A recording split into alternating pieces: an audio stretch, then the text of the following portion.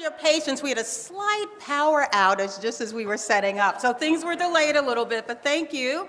The food seems to be hot. The coffee's hot. We're doing good. So this is actually the 4th year that the World of Wellesley, which means your town, the town of Wellesley, and the college, Wellesley College, are hosting this event together. And we are extremely proud of this partnership and all of the other work we do together throughout the year. So Dr. King once said, it all boils down to this. All life is interrelated. We are all caught in an inescapable network of mutuality, and tied into a single garment of destiny. Whatever affects one directly affects all indirectly. So it will actually take all of us, every single person in this room, on this campus, in the town of Wellesley, and whether you're from the town or from the campus, doesn't matter. It will take all of us giving our time, giving our talents. We can create an inclusive community. Now, I don't want to make it sound too rosy, okay? This may, at times, take courage. Dr. Marie M. Daley, the first African American to earn a PhD in chemistry in the United States, reminds us, just aptly, that courage is like a habit. You get courage by courageous acts. You learn courage by couraging. So we're going to be expecting all of us to sit with our fear and take courageous acts today while we're together in fellowship and in everything you do when you walk out of this building. Similar to Dr. Daley's philosophy, there's this poignancy and immediacy, a practicality to Dr. King's philosophy of peace. The lessons embodied in his words and actions, these actions actually have profoundly and directly affected my own life, in my own lifetime. His words and now our actions together become more important than ever as we grapple with the urgent and volatile social justice issues facing us on a daily basis. Dr. Martin Luther King's lessons are clear. His words are our call to action. We must now boldly lead and brilliantly respond. The World of Wellesley joins Wellesley College and all of you in this time of fellowship, contemplation, celebration, and action. Let us honor the life and legacy of Dr. Martin Luther King Jr. together. And with that, I want to invite our invocation speaker, Amira Qureshi, who is the Muslim chaplain at Wellesley College. Thank you. I hope I didn't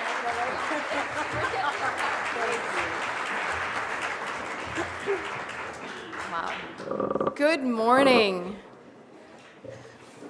I wish you the traditional Muslim greeting, peace be with you, assalamu alaikum. And I have to confess, I'm a little bit embarrassed, excuse me, I'm a little embarrassed to be the one asked to give the invocation this morning, because I know there are people in this room who are so much more intimately connected and aware of Dr. King's life and legacy. But more than that, I'm embarrassed because my birthday precedes his by 2 days. So every year that we celebrate Dr. King's life in January, I'm eating cake and I'm thinking, what have I accomplished with my life? Because we're thinking about Dr. King's life and his legacy. I learned recently that I had heard that his physician, as we all know, his life was taken too early. He was only 39 when he was killed. And his physician saw in his autopsy that he had the heart of a 60-year-old.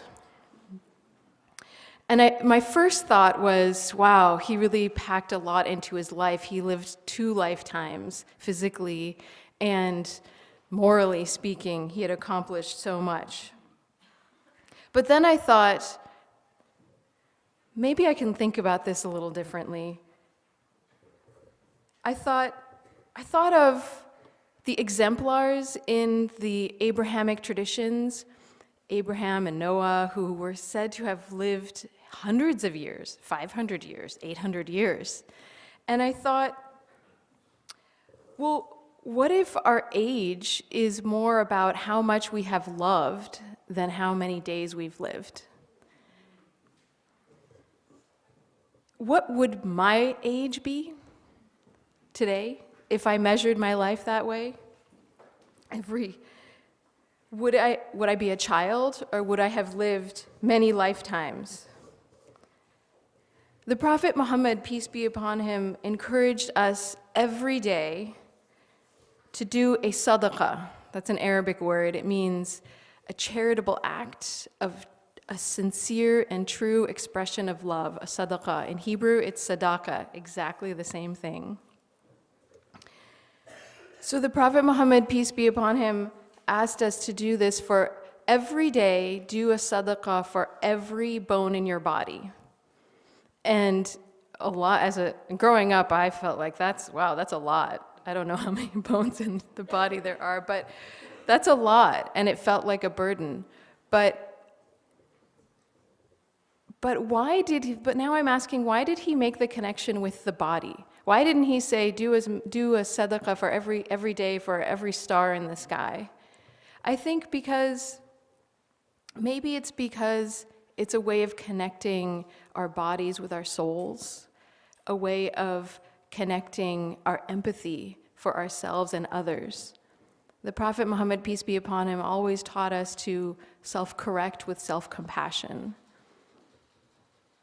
And I want to open today's special day with a traditional prayer from the Quran that reminds us of time and the value of our time, but how we spend our lives.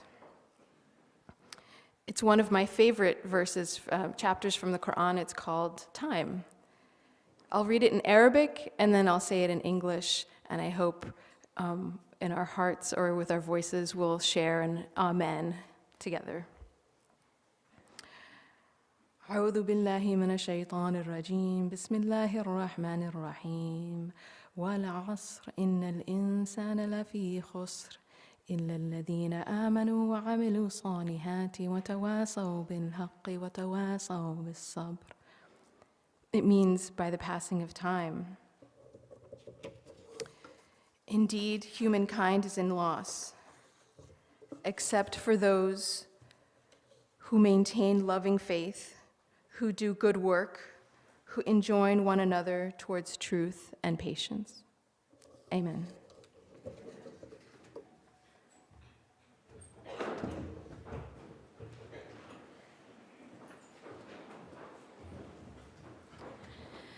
Thank you, Amara.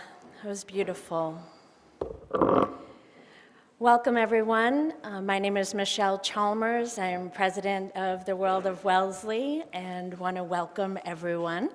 So excited to have everyone here. I am proud and honored to introduce to you our first performance of the day from the Kuumba Singers of Harvard College.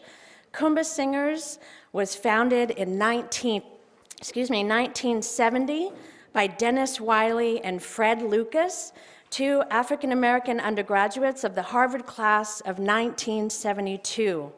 In an era of Black power and Black pride, immediately following the 1968 assassination of the Reverend Dr. Martin Luther King, Jr., and the 1969 Harvard strike, the choir emerged as a source of community, spiritual inspiration, political motivation, and cultural stimulation among the small but growing number of amazing Black students at Harvard.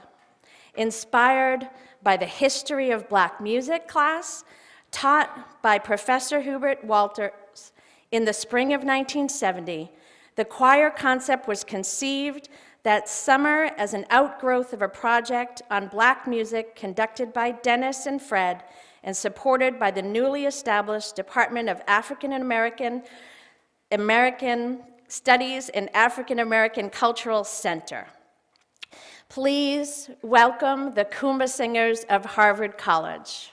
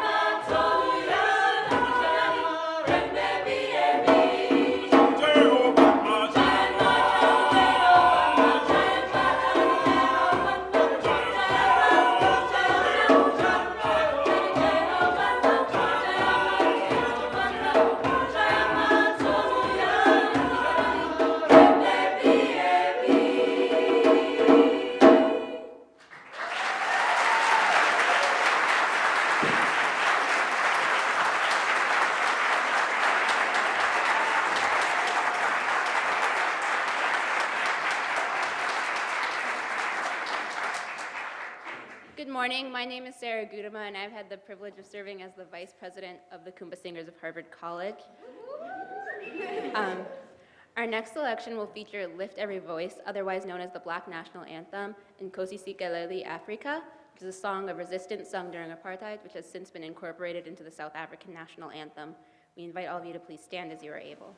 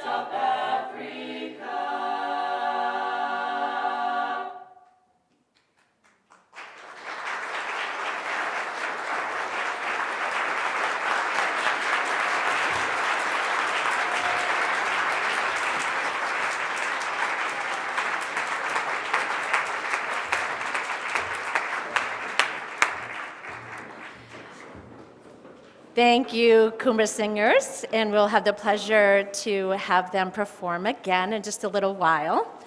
So now it is my honor to introduce to you three amazing young ladies from Wellesley High School who are members and captain of the Wellesley Step Team under the direction of the amazing Grant Hightower.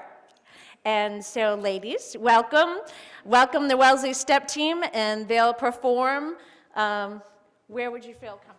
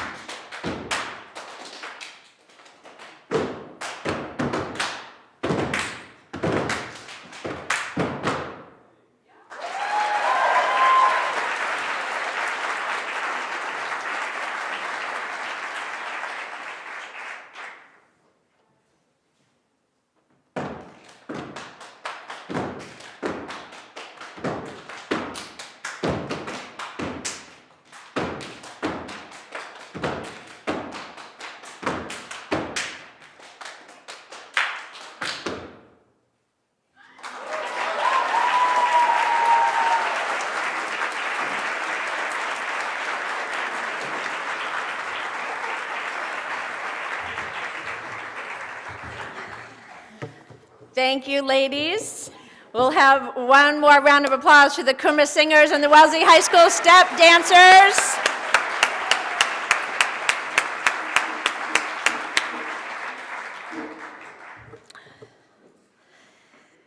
So excited. I have the wonderful pleasure and honor to introduce this year's keynote speaker, Dr. Layli Mapayan. Dr. Layli Mapayan is the Catherine Stone Kaufman, who is actually here, Executive Director of the Wellesley Centers for Women and Professor of Africana Studies at Wellesley College. She is best known for her scholarship in the area of womanism and is the author of 2 groundbreaking texts in the field of womanist studies, The Womanist Reader and The Womanist Idea.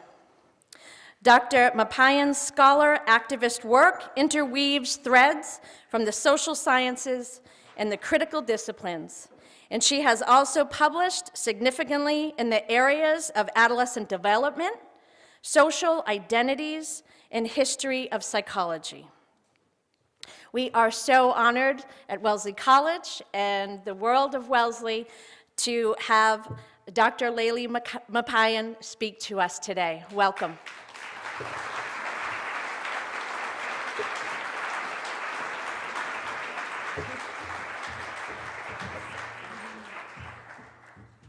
Thank you, Michelle. I want to actually offer a big thanks to Michelle Chalmers and to my colleague Robin Chapman, who as board members of World of Wellesley invited me to come and share remarks today. Of course, they had a little bit of an idea about what they wanted me to talk about. They said, could you connect Martin Luther King with women?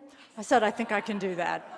And actually, when I was reflecting on making these remarks, I realized this is my 3rd time giving Martin Luther King Day address, and each time I've chosen to take a little bit of an unexpected angle on the question. So I think you're going to hear a little bit of that from me today. But I also want to share with you before I begin a bit of a personal connection. My own mother, Mary Worthy, was a civil rights activist in the early 1960s when she was an undergraduate at Spelman College, and she took part in the sit-ins in Atlanta and was part of that big thing when students went to jail and all of that. And she also took the one course that Martin Luther King taught at Morehouse College. He taught a course for the religion department, and she was a religion and philosophy major, so she was in his class. And every now and then she'll share her stories about that experience. All right, so when I was asked to talk about Martin Luther King and the issue of women, I thought I could go the traditional route and just talk about women in the civil rights movement or women in Martin Luther King Jr.'s life, but I decided to be a bit more provocative and think about what's really been the women's issue on everybody's minds in the last several months, and that is the hashtag Me2 movement. During 2017, we saw a tremendous movement of women, beginning with the Women's March at the beginning of the year and going throughout the year, culminating in some very major actions that I think are still very much in process right now. So I wanted to figure out what would happen if we looked at Martin Luther King and the civil rights legacy through that lens, and what might we learn and enable ourselves to better realize in terms of the potentials and promise of the civil rights movement by going through that meditation. So I warn you in advance that today's talk is not going to be politically correct, because I'm going to dig up the past in a way that some might consider irreverent. But I do appreciate our dear chaplain who said we have to learn to self-correct with self-compassion, and that's the spirit in which I hope you'll hear me today.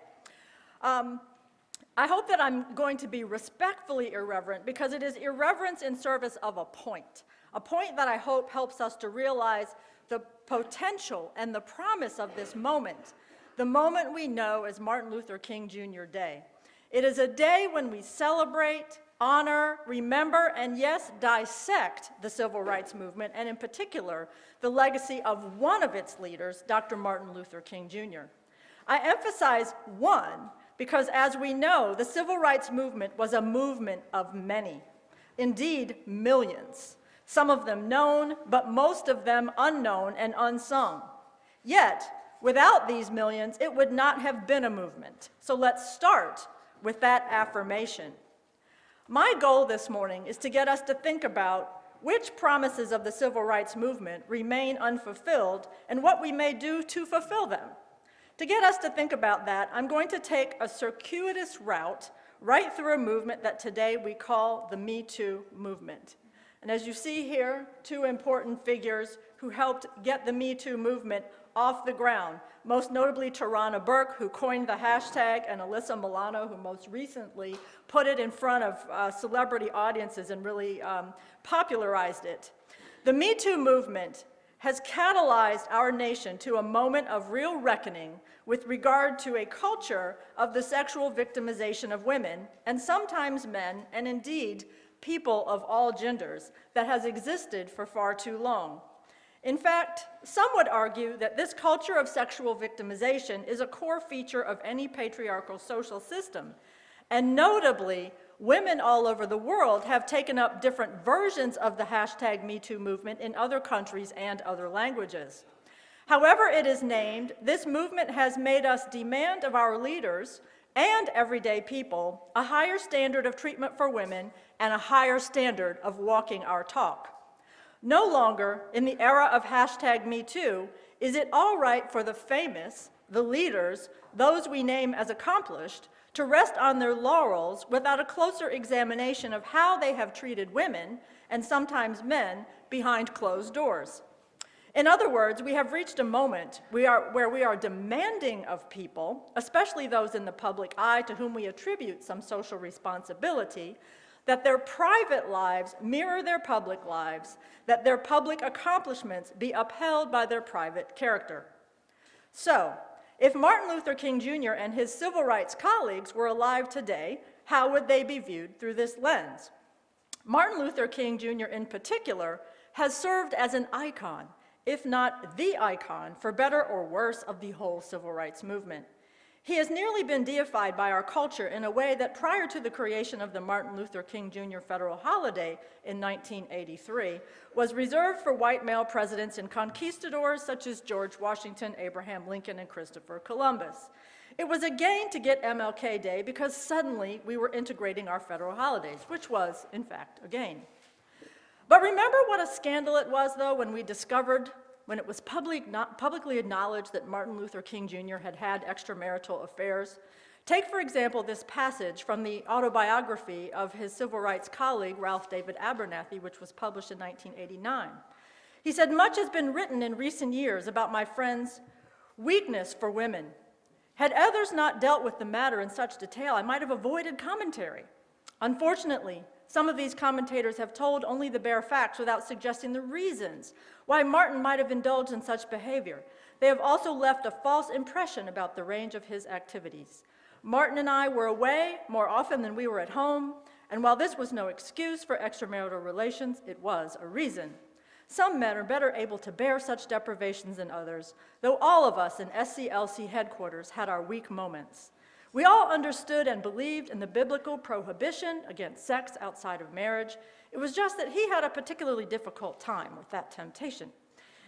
In addition to his personal vulnerability, he was also a man who attracted women even when he didn't want to, and attracted them in droves. Part of his appeal was his predominant role in the Black community, and part of it was personal. During the last 10 years of his life, Martin Luther King was the most important Black man in America. That fact alone endowed him with an aura of power and greatness that women found very appealing. He was a hero, the greatest hero of his age, and women are always attracted to a hero. But he also had a personal charm that ingratiated him with members of the opposite sex. He was always gracious and courteous to women, whether they were attractive to him or not. He had perfect manners. He was well educated. He was warm and friendly. He could make them laugh. He was good company, something that cannot always be said of heroes. These qualities made him even more attractive in close proximity than he was at a distance. Then, too, Martin's own love of women was apparent in ways that could not be easily pinpointed, but which women clearly sensed even from afar. I remember on more than one occasion sitting on the stage and having Martin turn to me and say, "Do you see that woman giving me the eye, the one in the red dress?" I wouldn't be able to pick her out at such a distance, but already she had somehow conveyed to him her attraction, and he, in turn, had responded to it. Later, I would see them talking together as if they had known one another forever. I was always a little bewildered at how strongly and unerringly this mutual attraction operated. All right, so his colleague has humanized him. He's a human being. He's not a god. He did wonderful, amazing civil rights things, but he also had a piece of his activist walk that might have been less than perfect. So while I am not making a case that extramarital affairs are legally or morally the same as sexual harassment or sexual violence, they do reflect entrenched gender inequality, and this deserves more than a glossing over. And I cannot make this point while also pointing out that J. Edgar Hoover's attempts as head of the FBI to catch Martin Luther King in flagrante delicto was purely racist in character, because his intent was to undermine the civil rights movement and thereby advancement towards social and political equality for Black Americans.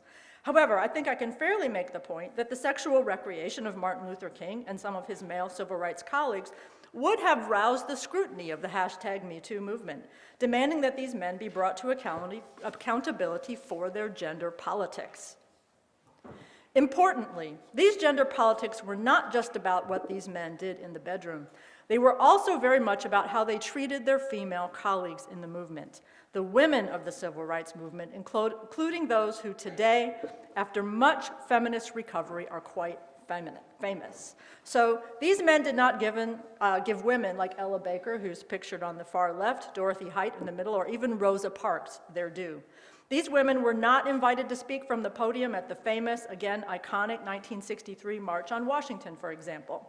Dorothy Height famously made it into a photo op, which I'll show you in a moment, but she verbally downplayed her sidelining by the men and other women of stature who were asked to walk in the wives' line.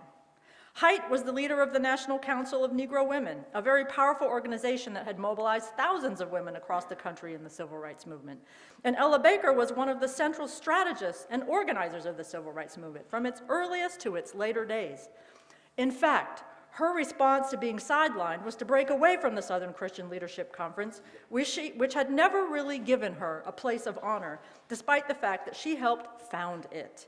She then helped to found SNCC, or the Student Nonviolent Coordinating Committee, placing her hope in the younger generation of activists. She believed in and taught a more democratic, distributed model of leadership, more so than the single charismatic leader style associated with MLK Jr. And this is often a feature of women's activist style, which we will return to in a few moments. Today, we know that there would have been no civil rights movement without women such as these, and frankly, many more. And we can look back with 20/20 hindsight and acknowledge that the gender politics of the civil rights movement left something to be desired. It seems that the men of the civil rights movement did not, as later feminists urged, recognize the connections between racism, sexism, classism, homophobia, anti-Semitism, and other isms. In fact, it was a failure to recognize the connections that inspired a number of women to break off from the civil rights movement and place their allegiance with the women's liberation movement, and in fact, to help spawn its 20th century second wave formation. Most notably, for example, SNCC members Casey Hayden and Mary King, who you can see on the far left on that slide, drafted a kind of memo in 1965, asserting that, to quote them, "There seem to be many parallels that can be drawn between treatment of Negroes and treatment of women in our society as a whole. But in particular, women we've talked to who work in the movement seem to be caught up in a common law caste system that operates, sometimes subtly, forcing them to work around or outside hierarchical structures of power which may exclude them. Women seem to be placed in the same position of assumed subordination in personal situations, too. It is a caste system which, at its worst, uses and exploits women." So that was the experience of some women in the movement. Part of the title of their memo was Sex and Caste, with the implication being that women formed a kind of second-class caste within the civil rights movement, and that they weren't going to take it anymore. Now, of course, this memo created waves, not the least of which were because Hayden and King were both white women and there were no Black co-authors on this memo, and the controversies that it generated are beyond the scope of what I'm going to talk about today, although they're generally well covered in many women's studies courses. However, their memo went on to discuss how this caste system plays out, from the roles women are assigned as secretaries rather than spokespersons, as to who holds the leadership positions, or literally who cleans the Freedom House.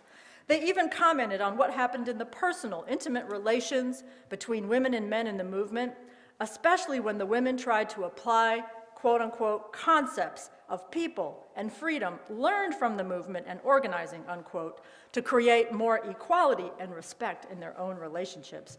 They reported how the men tended to get defensive and laugh off the women's concerns. Emblematic of this disregard was SNCC leader Stokely Carmichael's famous statement, "The position of women in SNCC is prone." To contextualize, feminist author Susan Brown Miller, who was present, reported that this quip came in a joking context. She writes, "One evening, Stokely Carmichael and a few others took a welcome break down at the dock." They were at a SNCC retreat in Mississippi where the memo was being discussed. Camping it up, he joked, "What is the position of women in SNCC? The position of women in SNCC is prone." Alas, for Stokely, his riff became nearly as famous as his later calls for black power. While languished purists wondered if Carmichael had really meant supine, his jest came to symbolize the collection of slights suffered by women in SNCC. So, today, such a quip, even if joking, would be subjected to scrutiny, and the expectation would be that the men surrounding the jokester would put him in check and remind him that it is not okay to joke like that. Additionally, the expectation would be that some of the men, if they were politically on their game, would check in with the women affected by the joke and acknowledge the harm and inappropriateness. I'm sure that to some ears, all of this sounds like the moral police and nauseating political correctness, but that is sometimes what moments of true social change feel like. Until we round the bend, until a new normal is established, change feels like this. Of course, I must also state again that there were racial and sexual tensions between the black men, the black women, and the white women involved in SNCC. Again, this is known history, relevant, but also beyond the scope of what I'm talking about today. However, an important takeaway leads to my next point. Many of the black women in the civil rights movement and other movements it spawned, such as the Black Power movement, the Brown Power movement, and so on, had an important epiphany, that their presence was crucial to multiple movements at once, because their very identities, their very multiple identities, required their presence, participation, and perspective in multiple places at once. They were not just black and brown. They were not just women. They were black and brown women who were also a host of other things, whether working class or middle class, straight or lesbian, immigrant or native, able-bodied or disabled, and so on and so forth. What emerged became known as the Third World Women's Movement, and the most important upshot of that political formation was the concept that today we call intersectionality. The idea that all of our identities and all systems of social and political oppression are inextricably intertwined and mutually reinforcing. That insight grew out of the experience of women in the civil rights movement who extended their analysis to other movements and the ways in which they were multiply sidelined while also being multiply crucial to the success of those movements. The term itself was coined by legal scholar and critical race theorist Kimberly Crenshaw in 1989. I'd like to take just a moment to point out a few good books that address this very special piece of history. For example, a classic is Shiri Moraga and Gloria Anzaldua's book, This Bridge Called My Back, Writings by Radical Women of Color. And another is Akasha Gloria Hull, Patricia Bell Scott, and Barbara Smith's All the Women Are White, All the Blacks Are Men, But Some of Us Are Brave, Black Women's Studies. Some more recent historical books that look back include Kimberly Springer's Living for the Revolution, Black Feminist Organizations from 1968 to 1980, as well as Bonita Roth's Separate Roads to Feminism, Black, Chicana, and White Movements in America's Second Wave. And a tough but brilliant read is Shayla Sandoval's Methodology of the Oppressed. I need to name the names of these women who have devoted their scholar activist careers to documenting this history and bringing women of color's contributions to social movement building to the fore, because the women they write about have really transformed how we understand effective, sustainable social justice work. In this way, they have built on and expanded the promise and potential of the civil rights movement. As an example, I would offer the now deeply dissected #Black Lives Matter movement, which many have referred to as the modern civil rights movement or the 21st century civil rights movement. This movement emerged as an existential response to the indignities of police harassment and brutality aimed at black men and to a lesser extent black women and black trans people. and grew into a sweeping, multi-issue movement to address systemic violence against Black people in the US and globally. The movement was started on social media by 3 Black women, 2 of them queer, who immediately established the contours of the movement as feminist and womanist-inflected, queer-inflected, intersectional, and distributed/democratic, hearkening back to the lessons of Ella Baker. The movement has been described as leaderless, perhaps because the founders were grassroots women of color who some do not easily attribute with leadership, or perhaps because the movement actively resisted the emergence of a single charismatic leader, preferring a locally focused, community-embedded, group-driven model of leadership that could incorporate and empower as many people as possible. To quote the hashtag Black Lives Matter herstory page, as organizers who work with everyday people, Black Lives Matter members see and understand significant gaps in movement spaces and leadership. Black liberation movements in this country have created room, space, and leadership mostly for Black heterosexual cisgender men, leaving women, queer, and transgender people, and others out of the movement or in the background to move the work forward with little or no recognition. As a network, we have always recognized the need to center the leadership of women and queer and trans people, to maximize our movement muscle and to be intentional about not replicating the harmful practices that excluded so many in past movements for liberation. We made a commitment to placing those at the margins closer to the center. The list of issues that the Black Lives Matter movement officially identifies with reflects a greatly expanded portfolio of concerns relative to the civil rights movement of Martin Luther King Jr.'s time, but also one that clearly pays homage to that earlier movement. Black Lives Matter describes its guiding principles as diversity, restorative justice, globalism, queer affirming, unapologetically Black, collective value, empathy, loving engagement, transgender affirming, Black villages, Black women, Black families, intergenerational. They envision, to quote them, a world free of anti-Blackness, where every Black person has the social, economic, and political power to thrive, unquote. They also, as they quote, want the same for others. They actively tackle sexism, ageism, ableism, heterosexism, and transphobia, and the prejudices, discrimination, and violence related to immigration status and religion. In other words, this movement tries to be as broad and encompassing as possible, actively and by name citing learnings from past and concurrent social movements. It is an example of how the civil rights movement of Martin Luther King Jr. has not only precipitated growth, but also addressed challenges and tensions such as Black queer tensions. It also novelly addresses the emotional, social, and relational dimensions of sustainable organizing and justice work by naming empathy and self-care as part of the work. An anthem of the civil rights movement was "We Shall Overcome."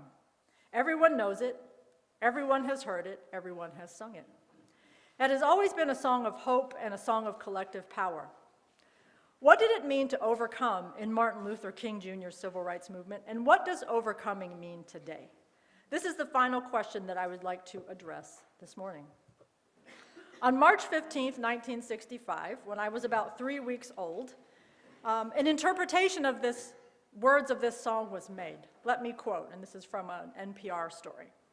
President Lyndon Johnson appeared before Congress and 70 million Americans watching on television, calling for legislation that would ensure every citizen the right to vote. Quote, "It is the effort of American Negroes to secure for themselves the full blessings of American life," Johnson declared in the speech. "Their cause must be our cause too, because it's not just Negroes, but really it's all of us who must overcome the crippling legacy of bigotry and injustice, and we shall overcome." There may have been some in the civil rights movement who felt that President Johnson co-opted the phrase, but John Lewis watched the speech that night with Martin Luther King Jr. About the president, Lewis later wrote, "His were the words of a statesman, and more, they were the words of a poet," adding, "Dr. King must have agreed. He wiped away a tear at the point where Johnson said the words, 'We shall overcome.'" Yes, the right to vote, but so much more. Overcoming the crippling legacy of bigotry and injustice? Yes, but so much more. Securing for Black people in America the full blessings of American life? Yes, but still, there's more. How do we do this? By affirming that Black lives matter, and by recognizing that in so doing, we are affirming the lives of all. I quote a few selections from the famous Kuumba River Collective statement, written in 1977 and still influencing activists and social theorists today. They wrote, "Our politics initially sprang from the shared belief that Black women are inherently valuable, that our liberation is a necessity, not as an adjunct to somebody else's, but because of our need as human persons for autonomy. This may seem so obvious as to sound simplistic, but it is apparent that no other ostensibly progressive movement has ever considered our specific oppression as a priority or worked seriously for the ending of that oppression. Merely naming the pejorative stereotypes attributed to Black women, let alone cataloging the cruel, often murderous treatment we receive, indicates how little value has been placed upon our lives during 4 centuries of bondage in the Western Hemisphere. We realize that the only people who care enough about us to work consistently for our liberation are us. Our politics evolved from a healthy love for ourselves, our sisters, and our community, which allows us to continue our struggle and work." And later in that same document, they wrote, "To be recognized as human, levelly human, is enough." And finally, they wrote, "If Black women were free, it would mean that everyone else would have to be free, since our freedom would necessitate the destruction of all systems of oppression." It goes back to that concept of intersectionality. So, what are we really looking for here? The true meaning of overcoming is the destruction of all systems of oppression for all people, for all time. That is, justice and freedom for all humanity. Are we there yet? Far from it. Is this the horizon of our imaginary? Let us ask ourselves. Are we working towards it? Another question for self-reflection, but also a question around which to organize particular forms of accountability. There is another dimension of overcoming that gets less attention, but one that I, as a womanist, think about often, and that is the dimension of human well-being. While justice would certainly have an influence on human well-being in its own right, the creation of justice does not, in and of itself, precipitate felt human well-being. With well-being, there is a sense of happiness, a sense of peace and tranquility, a sense of vitality, and a sense that all is right with the world. This, too, is important. This, too, is a part of overcoming, and in my estimation, what overcoming means today. One of the reasons I am a womanist, and one of the reasons I write about womanism and have committed myself to womanist scholarship and activism, is that womanists insist on human well-being as being part of the social change equation. This is not a movement of warriors, but a movement of lovers and peacemakers. We may be strong, forceful, insistent peacemakers, belligerent pacifists in the words of Nigerian womanist Chikwenye Ogunyemi, but peace is the goal. Creating a world in which we all live together like family with no more enemy lines of any kind is the world toward which we aspire. To achieve that, we must attend to more than justice. We must also attend to heart and soul. And we can't wait until justice arrives. We must start doing this now, because how we feel in our hearts and spirits shapes the kind of justice work that we do and how we do it. The journey is as important as the destination. Acknowledging our indivisible interconnectedness, our interbeing, to quote Thich Nhat Hanh, is part of that journey, and it takes as much work, inner and outer, as the justice work itself. So if there's one thought I'd like to leave you with, it is that overcoming today means doing that inner and outer work to promote human well-being, our own and others, as we do the work of helping justice roll down like waters and righteousness like an ever-flowing stream. Thank you.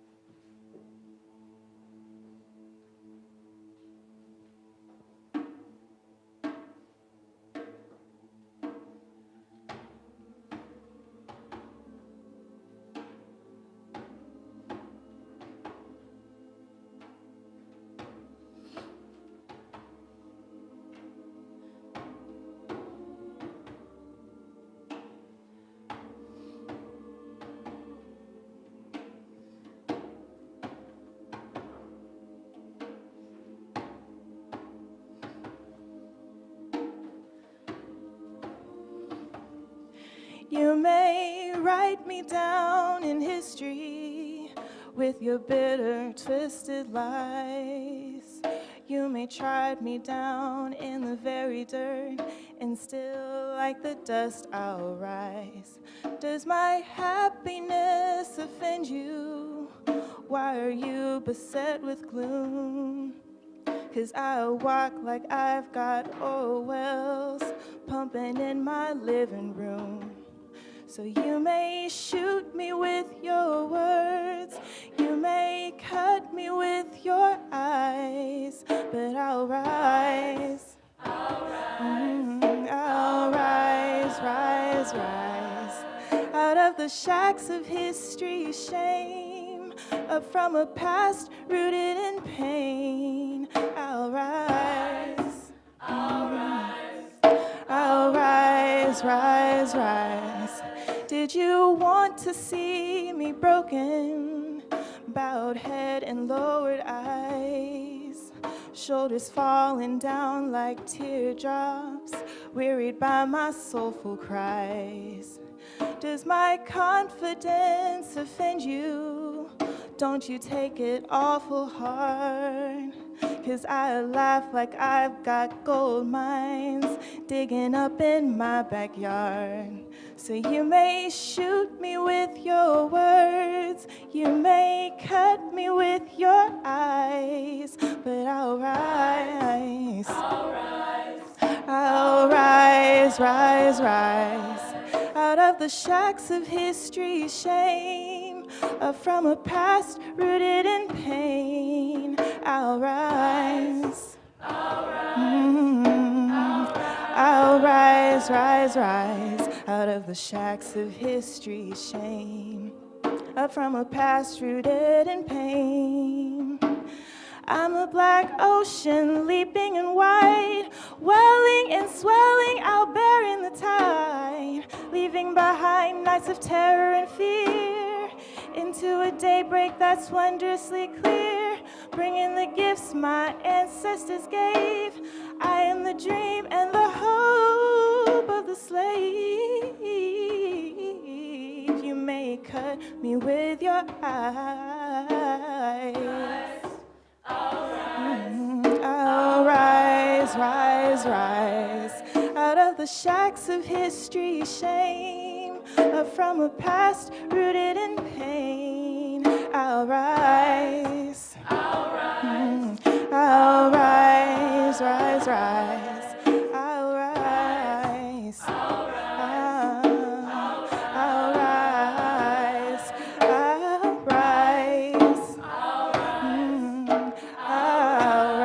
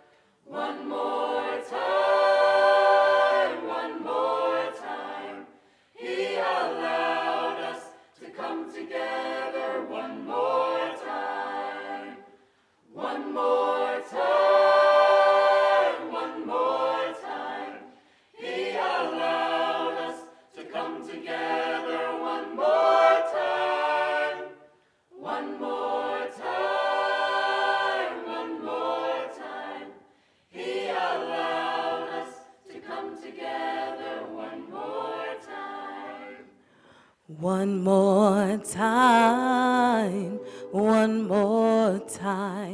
He allowed us to come together one more time, one more time, one more time. He allowed us to come together one more time. One more time, one more time. He allowed us to pray together one more time. One more time, one more time. He allowed us to pray together one more time. Everybody sing. One more time. One more time. He allowed to pray together. One more time. One more time. One more time. Yeah, he allowed us to pray together one more time. Behold, how good and how pleasant it is for brethren to dwell together in unity. Behold, how good and how pleasant it is for brethren to dwell together in unity. One more time, one more time.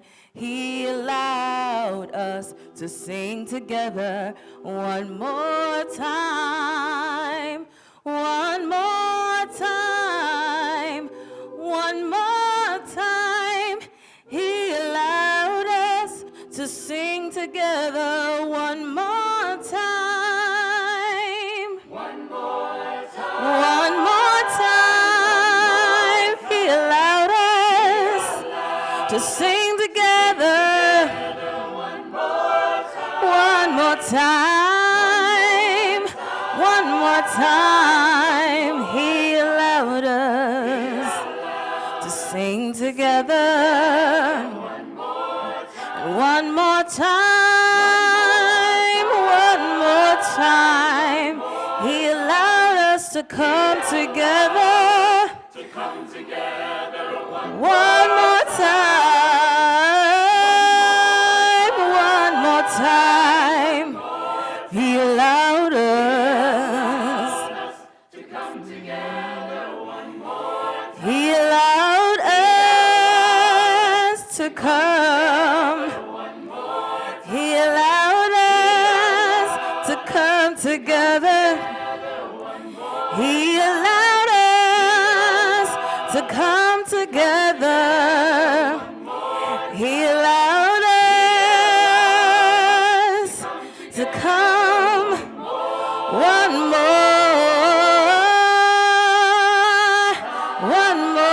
time.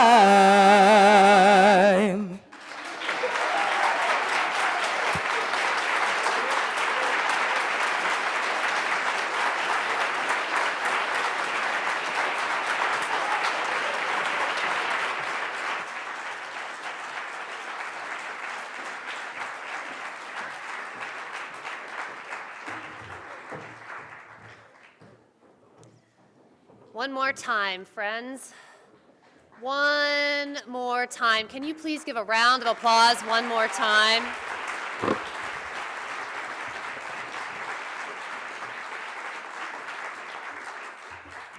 Indeed, this is our 18th annual gathering here at the World of Wellesley for Martin Luther King Jr. Day. If you have been here before this time, will you raise your hand? Will you give thanks for being here one more time? Now, wait a minute, whoa, whoa, whoa, that's great. Now, if this is your first time, will you raise your hand? For those of you who said it was not your first time, will you welcome them? Keep your hands up. This is an audience participation part. Will you welcome these folks? I mean, actually turn, applause is great, but I really mean turn to them right now and say hello and welcome them to their first time, because this will not be their last time. We heard the call of the vision to a time when we treat each other as kin. And so that's why it's so important for those of us who have been here, who have been part of this community over the past 18 years, to welcome those for whom it is their first time, because that is how we build community, by really getting to know one another, by reaching out our hand and introducing ourselves, giving our name, maybe our phone number, maybe our email, so that we will continue to be in connection and to do this work. Now, those of you who have been here before know that at this part of the program, our tradition is for each of us to think seriously about what is our responsibility in this ongoing movement for justice. What is it to which we are each called? How many of you remember doing this last year? Do you remember what you said you were going to do? Did you do it? Did you think about doing it? Are you still in the process of doing it? I hope that answer is yes. In 2016, the Board of Selectmen here in Wellesley made a resolution, and the resolution each of you have been given, and it says that the Board of Selectmen reaffirms its position that Wellesley is a town that highly values diversity, dignity, and respect for all individuals. Wellesley strives to be a welcoming town, and therefore the board opposes expressions of hate, intolerance, and discrimination. And the board encourages the entire Wellesley community to continue to exhibit caring and supportive actions in support of our diversity. I want you now to take a moment in silence and to write down, either on your phone or on a piece of paper in front of you, one thing that you want to do in the coming year in order to exhibit your caring and supportive actions, in order to create the flourishing of kingdom on earth, of kin, of the beloved community, of a true overcoming. One thing, go ahead. You can write it on paper or in the silence of your heart.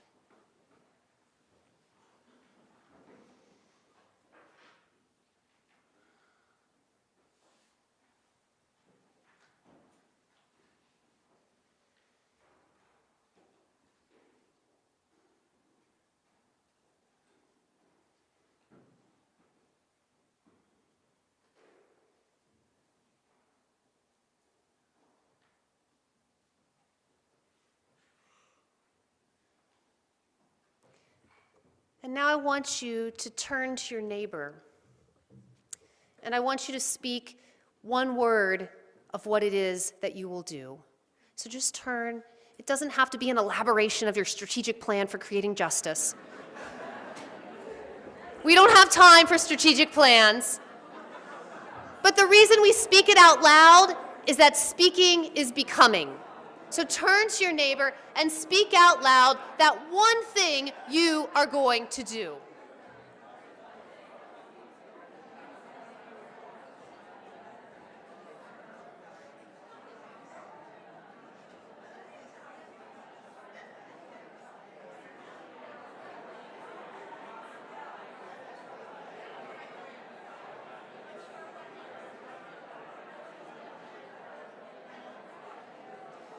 What are you planning to do this year? Shout it out. Shout it out. What are you planning to do?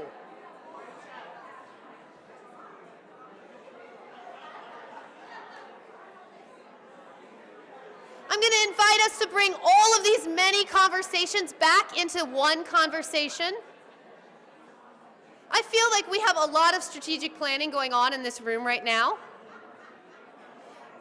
I'm going to invite us to bring all of these conversations back into one conversation right now.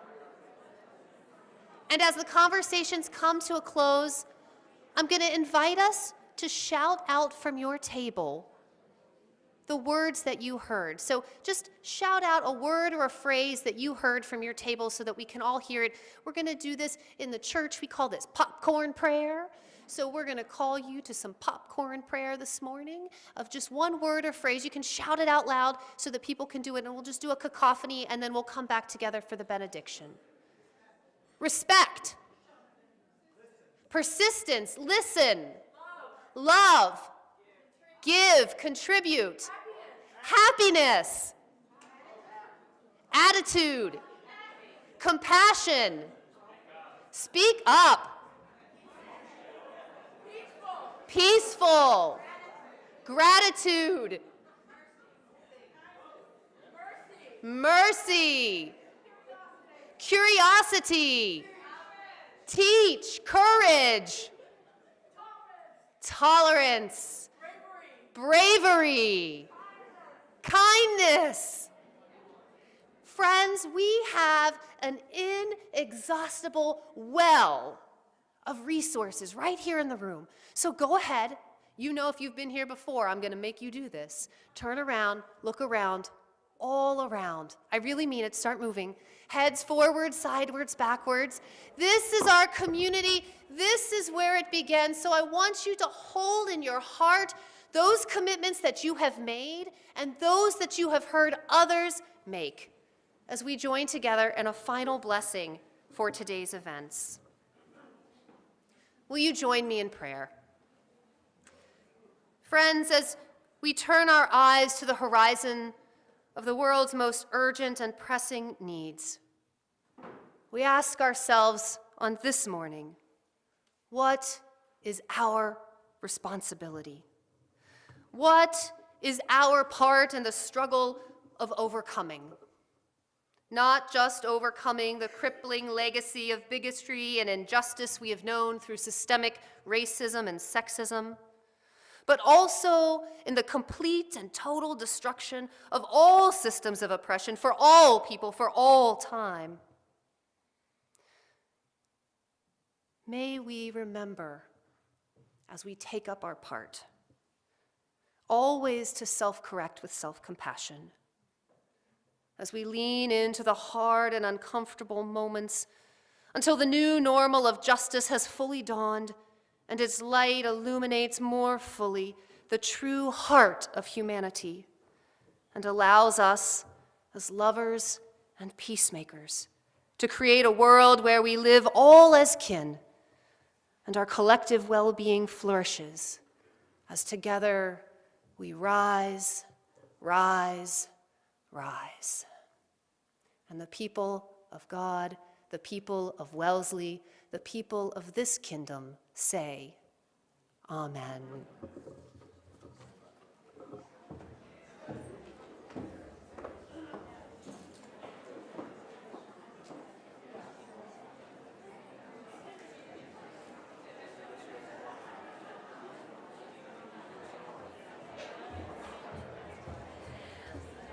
Just 2 more minutes. Thank you, everyone.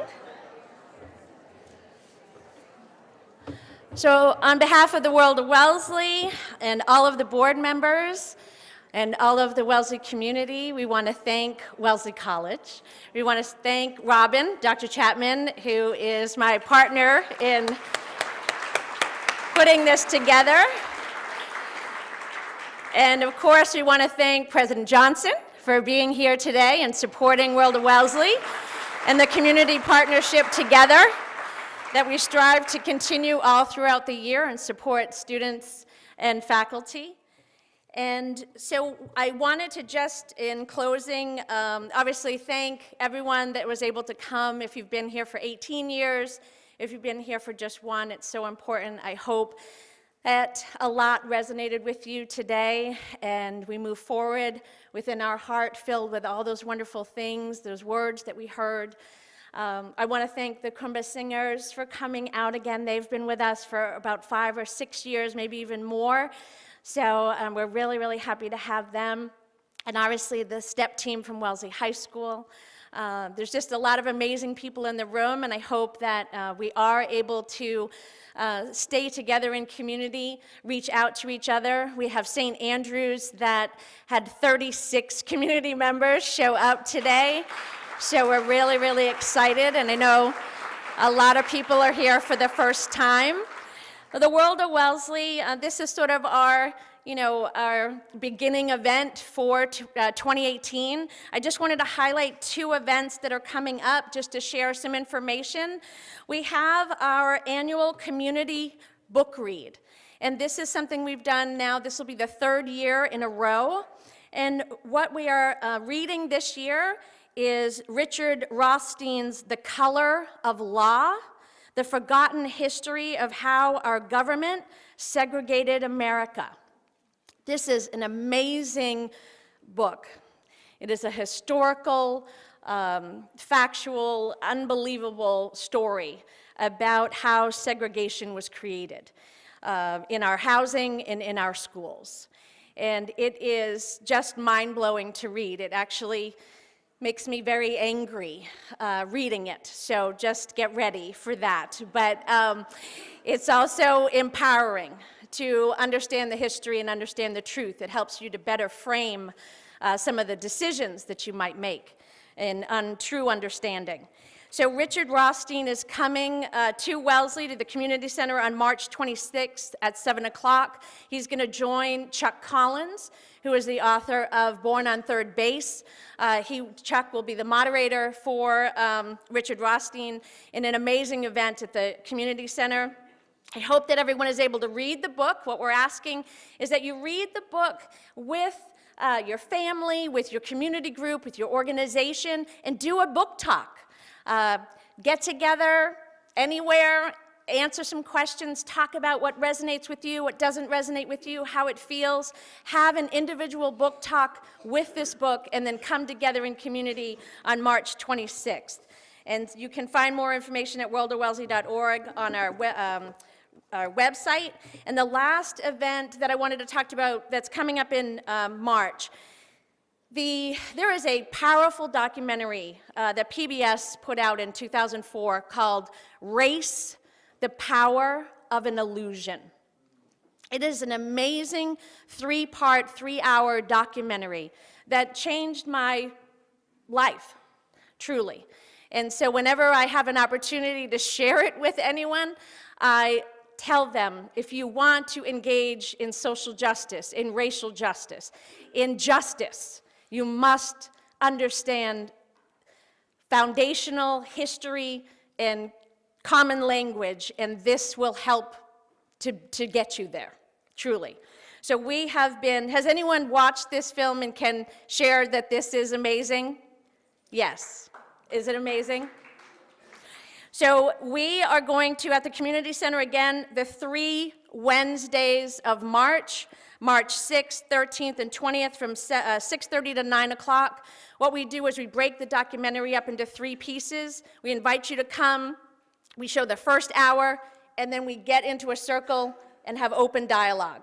And we do that same thing for the 3 parts. If you can only come to 1, come to 1. If you can come to 2, if you can come to 3, even better. Bring everyone, students, if you have middle school kids, teenage kids, this is an amazing documentary. I remember one year we had 2 high school seniors sitting in the library after watching the 3rd part of this documentary, and they both said, I'm graduating from Wellesley High School right now, and I did not know this, and I'm not okay with that, and I want to know this. And they ended up doing their senior project as a result of this documentary in engaging a survey of juniors and seniors at the Wellesley High School and their understanding of what race is and what race isn't. And it was amazing work that they did. It was like a graduate thesis when they were done with that. So amazing things have come when students share their truth. And so I welcome everyone to these events. Please come, please invite a neighbor, invite a friend. If you're heading out, text someone and say, hey, I'll come pick you up. We want to engage more people. That is our biggest thing with World of Wellesley, is that we seem to get some of the same people. And so I need you to reach out, grab a new friend, invite someone to come. And thank you for all your support. Thank you for Turkey Trot that helped us this year put on this amazing breakfast. Thank you to everyone. And Happy New Year, Happy MLK Day, peace, love. Thank you, everyone.